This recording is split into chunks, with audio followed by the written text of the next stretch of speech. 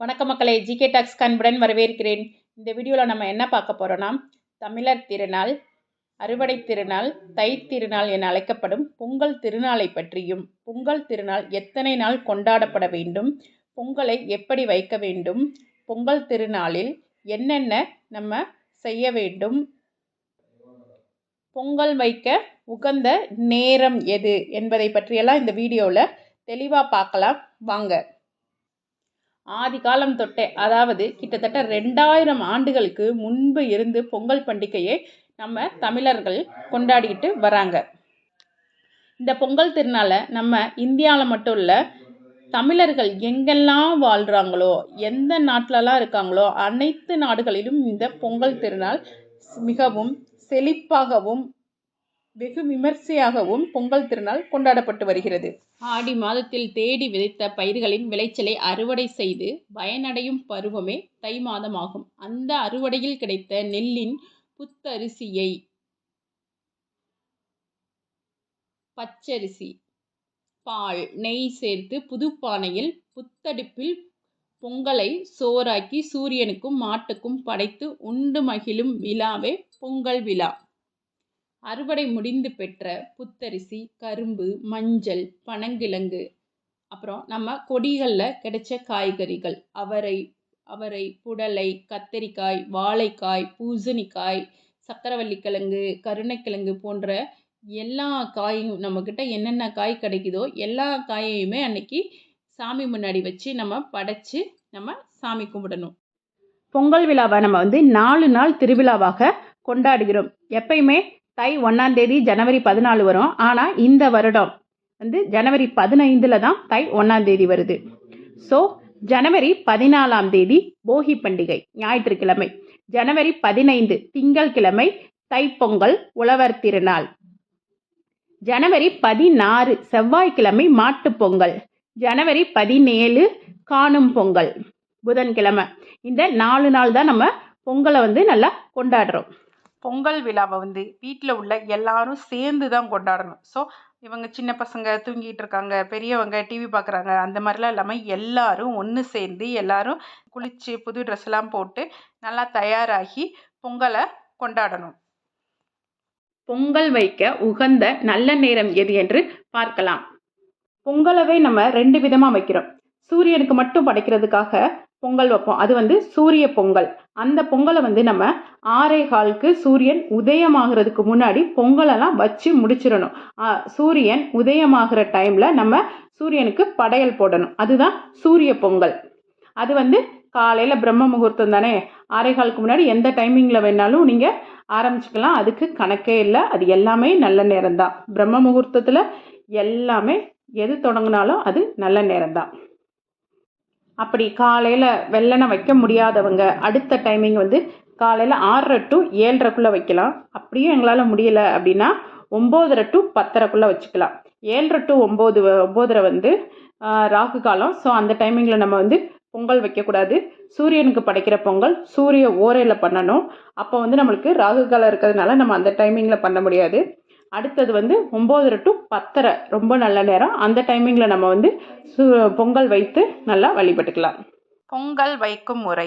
பொங்கல் எப்படி வைக்கணும்னா, ஃபஸ்ட்டு எந்த பானையில் பொங்க வைக்கணுன்றத முடிவு பண்ணிவிட்டு அதை ரெடி பண்ணணும். ஒவ்வொருத்தவங்க மண்பானை வாங்கி வருஷம் புது பானையில் தான் பொங்க வைப்பாங்க. அதே மாதிரி உழவர்களெல்லாம் ஆடி மாதம் விதை விதைச்சி தை மாதம் அறுவடை பண்ணி அந்த புத்து அரிசியில் தான் புது பானையில் பொங்கல் வைப்பாங்க. அதுதான் தைப்பொங்கலோட சிறப்பேவும்.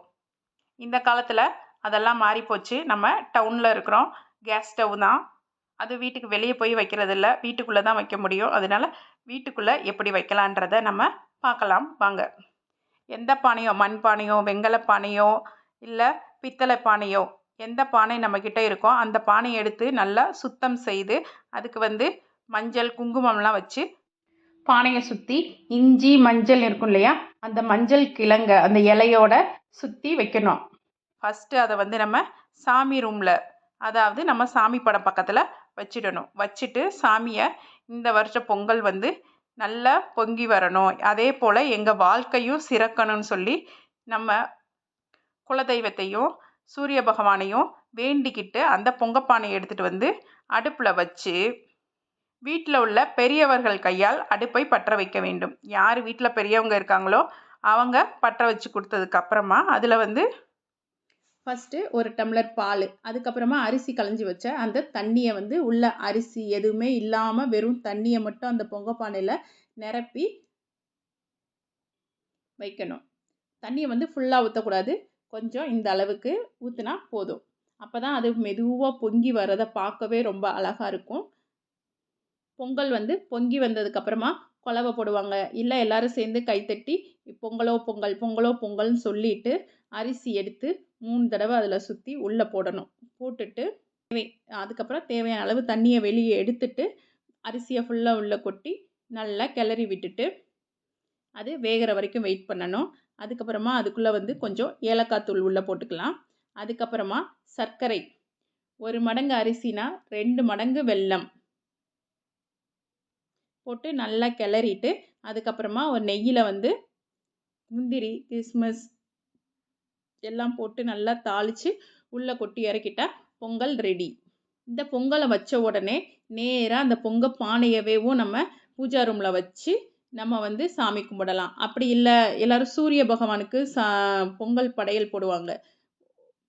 ஆனால் மொட்டை மாடியிலையோ எங்கள் வெளியிலையோ வச்சு பொங்கல் வைப்பாங்க. அப்படி பொங்கல் வைக்க முடியாதவங்க வீட்டுக்குள்ளே வச்சு சூரிய பகவான் கிட்ட போய் வெளியில் வந்து அந்த பொங்கல் பானை, தேங்காய், பழம், வெற்றிலை பாக்கு, அன்னைக்கு என்னென்ன நம்ம காய்கறி கிடைக்குதோ எல்லா காய்கறிகளையும் பக்கத்தில் வச்சு சூரிய பகவானுக்கு பூஜை செய்து நம்ம மனதார வேண்டிக்கிட்டு நன்றியும் சொல்லுவோம் அன்னைக்கு. அதுக்கப்புறமா வீட்டில் என்னென்ன காய்கறி இருக்கோ எல்லா காய்கறியும் ஒன்றா போட்டு ஒரு குழம்பு வச்சு சாப்பிடுவோம். அதுதான் விசேஷமே அன்னைக்கு, தைப்பொங்கல் அன்னைக்கு. முக்கியமாக அன்னைக்கு வந்து பூசணிக்காய் இருக்கும், கிழங்கு வகைகளில் ஒரு கிழங்காவது கண்டிப்பாக இருக்கணும், மொச்சக்காய் பயன்படுத்துவணும். இதுதான் ரொம்ப ரொம்ப ரொம்ப முக்கியமான காய்கள். அப்புறம் மீதம் நம்மளுக்கு என்னென்ன காய் கிடைக்குதோ எல்லா காயும் வச்சு நம்ம யூஸ் பண்ணிக்கலாம். உழவு தொழிலுக்கு உறுதுணையாக இருந்த சூரிய பகவானை வேண்டி நன்றி செலுத்தும் நாள் தான் தைத்திருநாள். 3ஆம் நாள் தான் மாட்டுப்பொங்கல். அன்னைக்கு வந்து கிராமங்களில் ரொம்ப சிறப்பாக நடக்கும். நிறைய விளையாட்டு போட்டிகள்லாம் நடத்துவாங்க. பெண்களுக்காக கோல போட்டி, நீச்சல் போட்டி, அப்புறம் டான்ஸ் போட்டி, இந்த மாதிரி நிறைய நடக்கும். ஆண்களுக்காக கபடி, உரியடித்தல், வழுக்கு மரம் ஏறுதல், அப்புறம் காளையை அடக்குதல், இது போன்ற வீர விளையாட்டுக்கள்லாம் நிறையா நடத்துவாங்க. மாட்டுப்பொங்கல் வைக்கும் நேரம் ஜனவரி 16 தை 2ஆம் நாள் காலை வந்து 6 to 7:30 வச்சுக்கலாம், இல்லை 11 to 1 மணி வரைக்கும் வச்சுக்கலாம். அப்படி இல்லைன்னா சாயங்காலம் வந்து 4:30 to 5:30 வரைக்கும் நல்ல நேரம். இந்த டைமிங்கில் மாட்டுப்பொங்கல் வைத்துக்கலாம். சின்ன பசங்கள்லேருந்து பெரிய பசங்க எல்லாரும் கலந்துக்கிட்டு நல்லா என்ஜாய் பண்ணுவாங்க. அதுக்கப்புறமா வீட்டில் உள்ள மாடுகளுக்கெல்லாம் குளிப்பாட்டி கொம்புகளுக்கெல்லாம் வண்ணம் தீட்டி அந்த மாடுகளுக்கெல்லாம் உடம்பு ஃபுல்லாக பொட்டு வச்சு அதை வந்து தெருவில் ஓட விடுவாங்க. அதுதான் ஜல்லிக்கட்டு. காளை மாடை மட்டும் இல்லை, பசு மாடையும் சும்மா அப்படியே வெளியே கூட்டிகிட்டு வந்துட்டு வீட்டுக்குள்ளே போய் விடுவாங்க. அந்த மாட்டு பொங்கல் அன்னைக்கு வந்து மாட்டுக்கு ஃபஸ்ட்டு பொங்கல்லாம் வச்சுட்டு அந்த மாட்டுக்கு பொங்கல்லாம் படைச்சி சாமியெல்லாம் கும்பிட்டதுக்கப்புறம் அந்த மாடு குடிச்சிருக்கு இல்லையா, அந்த தண்ணியெல்லாம் நம்ம தொழுவத்தை சுற்றி தெளித்து விட்டுட்டு அவங்க வந்து என்ன சொல்லுவாங்கன்னா, பட்டி பெருக பால் பானை பொங்க நோவும் பிணியும் தெருவோடு போக என்று கூறி மாட்டுப்பொங்கல் அன்னைக்கு கிராமத்தில் வந்து இதை சொல்லி தான் மாட்டுப்பொங்கலை கொண்டாடுவாங்க. வீட்டில் பொங்கல் வச்சு சாமியெல்லாம் கும்பிட்டதுக்கப்புறம் தான் மாடுகளை வந்து தெருவில் அவுத்து விடுவாங்க. இப்படி தான் மாட்டுப்பொங்கல் கொண்டாடுவாங்க. 4ஆம் நாள் காணும் பொங்கல். காணும் பொங்கல் வந்து காணும் பொங்கல் அதாவது நம் உறவினர்கள், சொந்தக்காரவங்க, ஃப்ரெண்ட்ஸு எல்லாரையும் நம்ம மீட் பண்ணி, அதாவது அவங்கள பார்த்து நம்மளோட அன்பையும் உணவு பண்டங்களையும் பகிர்ந்து தங்களது மகிழ்ச்சியை வெளிப்படுத்துவாங்க. இதுதான் காணும் பொங்கல். அன்றைக்கி வந்து நிறைய சமையல்லாம் பண்ணிவிட்டு நிறைய பேர் பீச்சுக்கு போவாங்க, இல்லை பார்க் எங்கெங்கே இருக்கோ அங்கே மீட் பண்ணி எல்லாரும் ஒன்று சேர்ந்து நல்லா என்ஜாய் பண்ணுவாங்க. இதுதான் காணும் பொங்கல். இந்த பொங்கல் பண்டிகையை சிறப்பாக கொண்டாடி உங்கள் வாழ்வில் உள்ள துன்பங்களாம் நீங்கி இன்பங்கள் பெருகி சீரும் சிறப்புடனும் மிக உயர்ந்த நிலைக்கு செல்ல வேண்டும் என்று வாழ்த்துகிறேன். அனைவருக்கும் இனிய பொங்கல் திருநாள், தை திருநாள், தமிழர் திருநாள் வாழ்த்துக்கள். தமிழர் திருவிழா, இந்த 4 நாள் திருவிழா பற்றி முழுசாக இப்போ உங்களுக்கு நல்லா தெரிஞ்சிருக்கும். இந்த வீடியோ உங்களுக்கு பிடிச்சிருந்தா லைக் பண்ணுங்கள், ஷேர் பண்ணுங்கள், கமெண்ட் பண்ணுங்கள், சப்ஸ்கிரைப் பண்ணுங்கள். நன்றி, வணக்கம் மக்களே.